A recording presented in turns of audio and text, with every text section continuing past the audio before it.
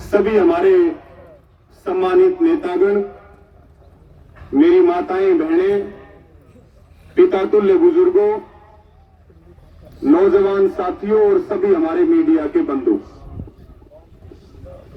लंबे टाइम से पंचायत चल रही है और कहीं न कहीं इन भाषणों से किसान दुखी हो लिया।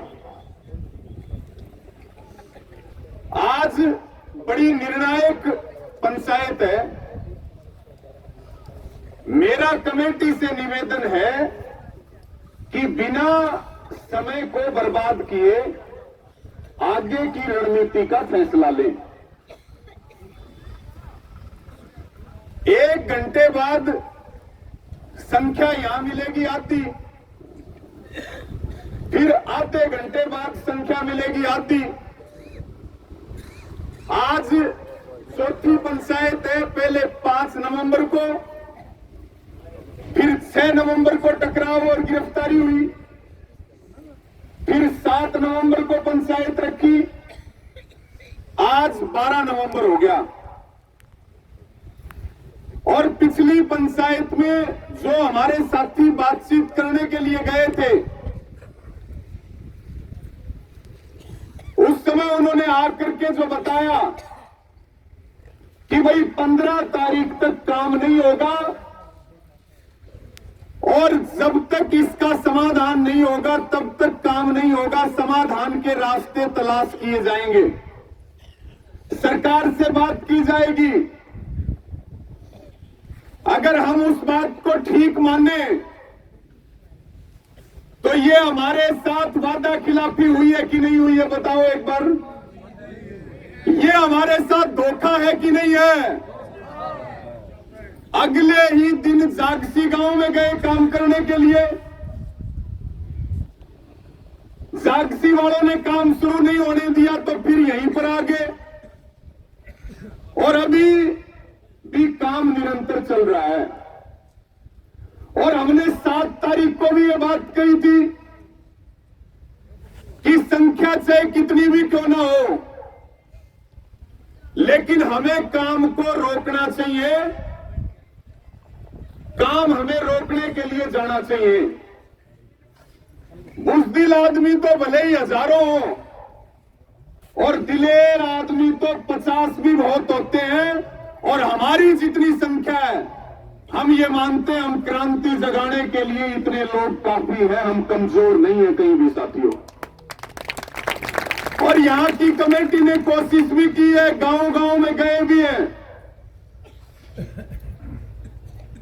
कईया के तो इलेक्शन की बुखार अब तक नहीं उतर रही।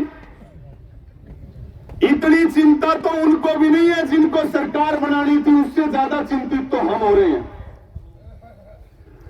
हमारा मुद्दा यह है कि काम रुकना चाहिए, हमें काम रोकने के लिए जाना चाहिए, और जो हमारी मांग है मार्केट के रेट के हिसाब से किसान को मुआवजा मिलना चाहिए, यही मांग है हमारी साथियों। एक बीच में जिक्र चला कि भाई पानीपत में कलेक्ट्रेट 75-80 लाख रुपए कर दिए तो हमें उसके बराबर मुआवजा दिया जाए। ये हमारी मांग नहीं थी। यहां जब कोड़ा में 3.5 महीने पहले धरना शुरू किया और ये साथी 80 गांव तक गए, 79 गांव में गए, सभी किसानों को एकजुट किया और मांग हमारी थी मार्केट रेट के हिसाब से मुआवजा मिले। मुझे ये बताओ, पानीपत का मुआवजा आप मांगोगे तो फिर पानीपत वालों की क्या मांग बची? उन्होंने क्यों लाइन रोक रखी है? ये केवल कोड़ा की लड़ाई नहीं है, ये 5 जिलों के 79 गांवों की लड़ाई है। अभी बीच में समाचार आया था कि प्रशासन के साथ बातचीत चल रही है। मैं यह भी निवेदन करूंगा बातचीत करने वाले साथियों से कि यहां इस आंदोलन का नेतृत्व कमेटी कर रही है। कमेटी हमारी जो ड्यूटी लगाएगी मैं भी अपनी तरफ से पंचायत में ये आश्वासन देना चाहता हूं कि जो भी आप जिम्मेवारी लगाओगे, हम उसमें एक भी इंच पीछे नहीं हटेंगे, छाती अड़ाने के लिए तैयार है मजबूती के साथ। लेकिन मेरा यह भी निवेदन है, यह अलग अलग अधिकारियों से बात करना, यह अकेलों में मीटिंग करना, ये आंदोलन को तोड़ने के काम होते हैं साथियों प्रशासन के। ये प्रशासन के हथकंडे हैं आंदोलन तोड़ने के। इसलिए हमारा कोई भी साथी अकेले में बातचीत ना करे। बातचीत कोई होगी वो पंचायत के बीच में होगी, बातचीत कोई होगी वो कमेटी के साथ होगी, क्योंकि हमारी नेता कमेटी है। और जब भी हम आकर के कोई घोषणा करते हैं, हमारे तमाम सीनियर नेता यहां बैठे हैं, जब भी हम कोई घोषणा करते हैं कि हमारी ये बातचीत हुई है, उस समय प्रशासन का प्रतिनिधि जरूर मौजूद होना चाहिए उस बात के साथ।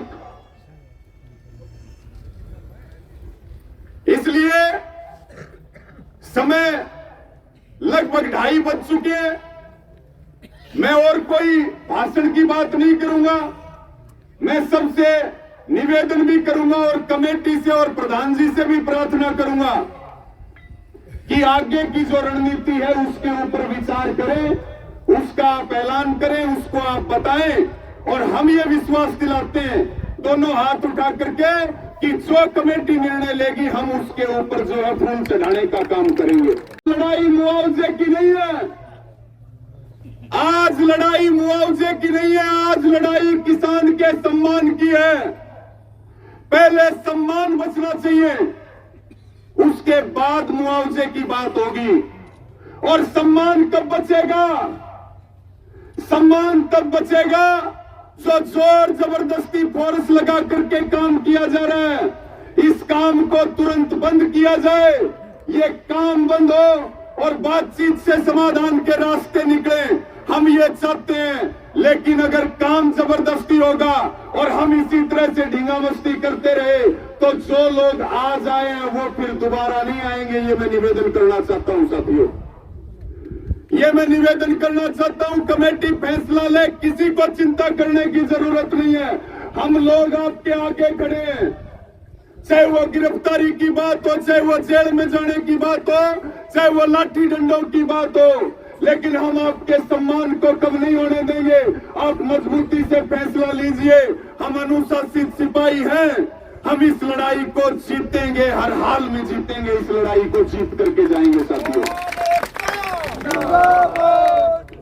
आप सबने मेरी बात सुनी, सबका धन्यवाद है।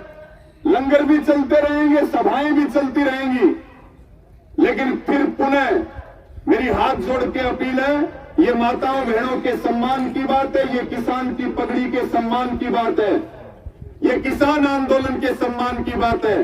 आप मजबूती से फैसला लीजिए।